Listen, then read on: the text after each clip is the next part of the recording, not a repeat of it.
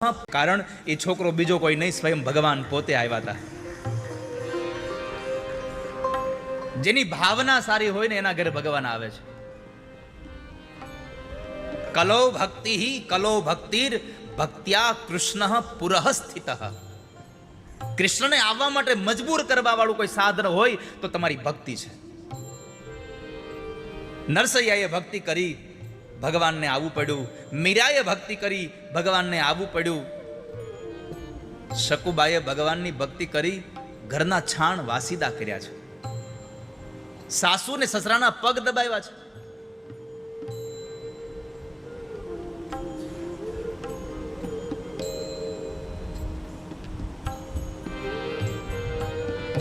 બાબા અંતર્યામી બીજો કોઈ નહીં, હું હતો. અને એ સમયે આંખમાંથી અશ્રુની ધારા સાથે પતિ પત્ની એટલું જ બોલ્યા કે પ્રભુ આમ કરવાનું, અમે તમારી પાસે પગ દબાવડાવ્યા, અમારા ઘરના તમે કામ કર્યા અને તમને ખવડાવવાનું પાછું અમે બીજે જઈને કીધું.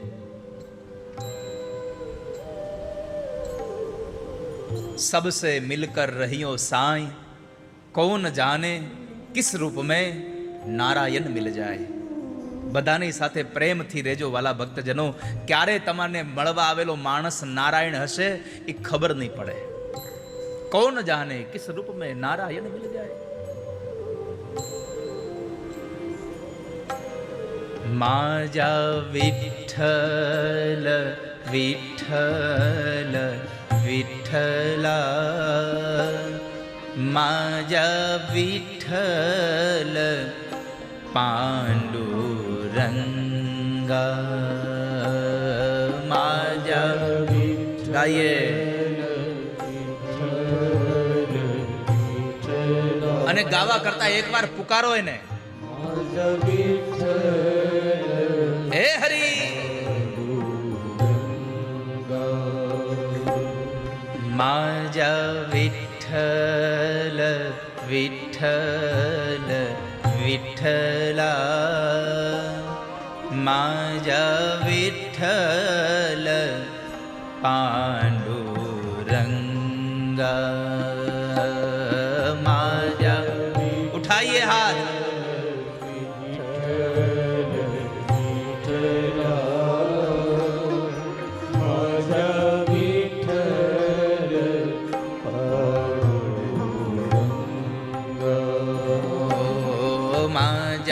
વિઠ્ઠલ વિઠ્ઠલ વિઠ્ઠલા, માજા વિઠ્ઠલ પાંડુરંગા.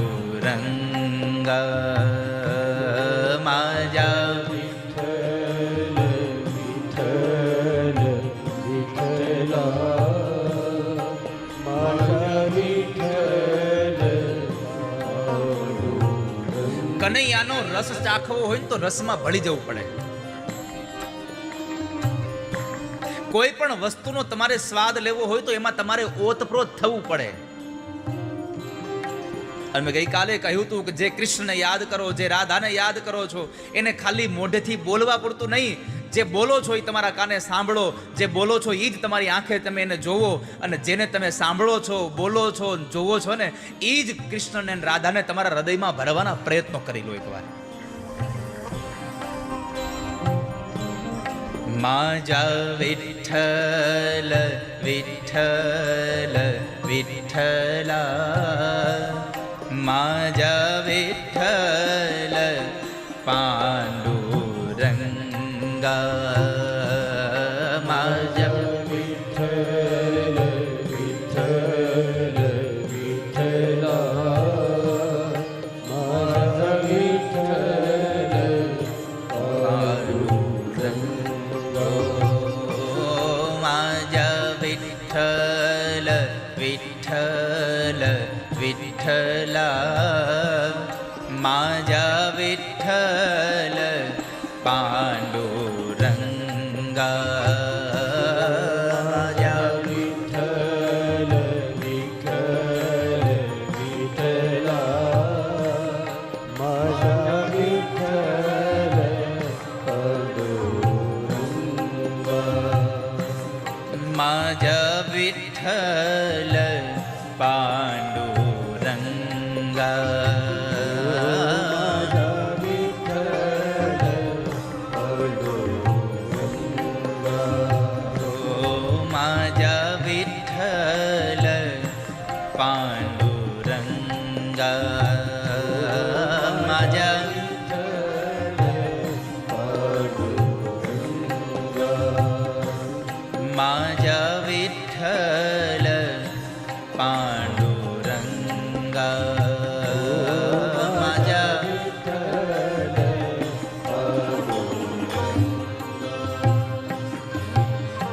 પુંડરીક વરદે હરિ વિઠ્ઠલ જ્ઞાનદેવ તુકારામ પંઢરીનાથ મહારાજ કી જય. માજા વિઠ્ઠલ વિઠ્ઠલ વિઠ્ઠલા, માજા વિઠ્ઠલ પાંડુરંગા, માજા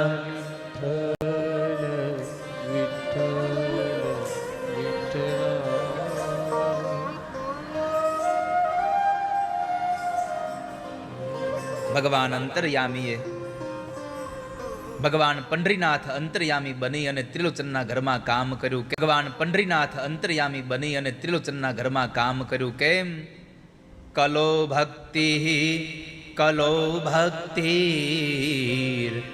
ભક્ત્યા કૃષ્ણ પુરઃ સ્થિત.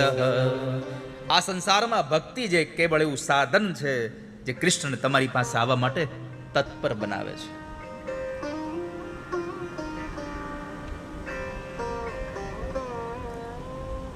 ભક્તિએ કહ્યું, મહારાજ મારા બે દીકરાને જગાડો.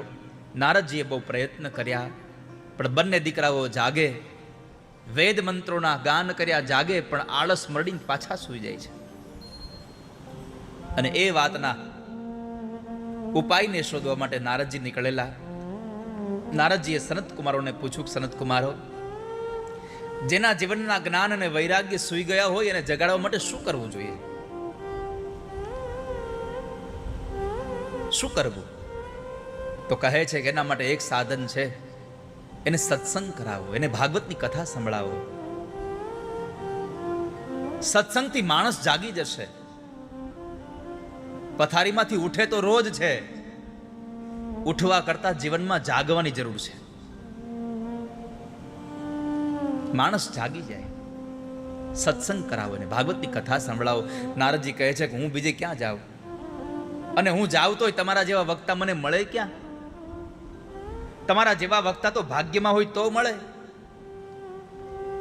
ભાગ્યોદયેન બહુજન્મ સમર્જિતેન સત્સંગમં ચ લભતે પુરુષો યદા વૈ અજ્ઞાન હેતુકમોહમદાંધકાર નાશમ વિધાય હિતદોદયતે વિવેક.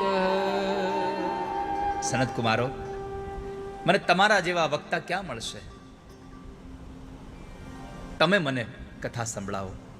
અને પછી નક્કી કરે છે કથા કરવી ક્યાં. ક્યાં કથા કરીશું?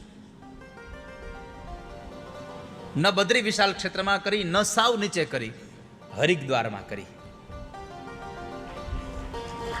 હરિદ્વારમાં કથા સંભળાવી. પણ મારે તમને કહેવું છે કે નારદને કથા સનત કુમારે શું કામ સંભળાવી તમને ખબર છે? એનામાં બે વસ્તુ હતી. જે માણસમાં બે વસ્તુ હોય ને એને કથા સાંભળવા મળે. શૃણુ નારદ વક્ષામો વિનમ્રાય વિવેકિને ગંગાદ્વાર સમીપે તુ તતમાનંદનામકમ. શૃણુ નારદ વક્ષામો વિનમ્રાય વિવેકિને. નારદની અંદર બે ગુણ હતા. એક તો નમ્રતા હતી અને બીજો વિવેક હતો. તમે કથામાં આવો ને ત્યારે એકદમ વિનમ્ર બનીને આવજો, કથામાં આવો ત્યારે વિવેકી બનીને આવજો. અને ત્રીજું ઘાટ એ હતું તટમાનંદ નામક. પ્રસન્નતા હતી, આનંદ હતો. તમે કથામાં આવો ને ત્યારે પ્રસન્ન ચિત્તથી થઈને બેસવું જોઈએ કે હું કથામાં બેઠો છું. વારે વારે ઘડિયાળમાં ન જોવું કેટલા વાગ્યા. હું તમને તમારા ટાઈમે છોડી દે એ પાકું છું. જરાય તમને આડાવડા નહીં, તમને તમારા ટાઈમે છોડી દઈશ.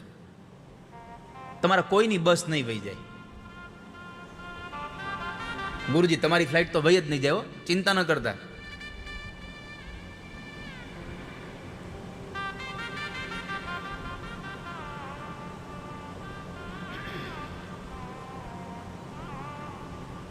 પણ નારદજીને સનત કુમારોએ કથા સંભળાવી એનું કારણ હતું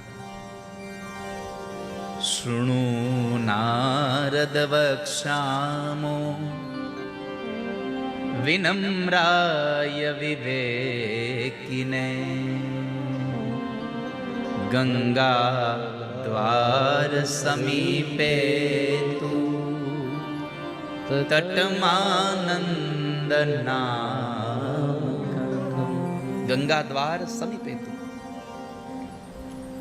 તટમાનંદ નામક. તો ત્રણ વસ્તુ તમારામાં હોય તો કથા તમને ફળીભૂત થાય. એક વિનમ્રતા, બીજું વિવેક. આપણને ખુરશી સોફામાં જગ્યા મળી ગઈ હોય પણ આપણા આવી ગયા, આપણા બેસાઈ ગયા પછી કોઈ એવો આપણાથી ઉંમરલાયક માણસ આવે અને આપણે આપણી જગ્યા ખાલી કરીને એને બેસવા દઈએ ને, આ વિનમ્રતા આપણામાં હોવી જોઈએ, આ વિવેક આપણામાં હોવો જોઈએ કે તમે અહીંયા બેસી જાઓ. મને તો ભગવાને સ્વાસ્થ્ય સારું આપ્યું છે, હું નીચે બેસી જઈશ.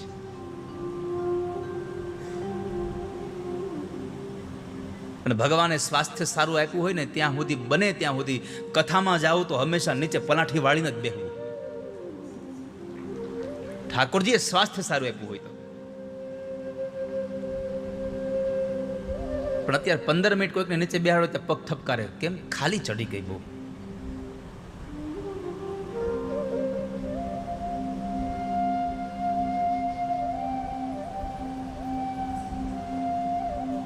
આ તમે ઉપાસના કરવા બેઠા છો. શું કરવા બેઠા છો? તમે ઉપાસના કરવા બેઠા છો અને ઉપાસનામાં પલાઠી બહુ જરૂરી છે. તમે જુઓ કોઈ માણસ સાધના કરવા બેસે તો કઈ પગ આમ લાંબા કરીને ન બેસે. માણસ પલાઠી વાળીને બેસે, ટટ્ટાર બેસે.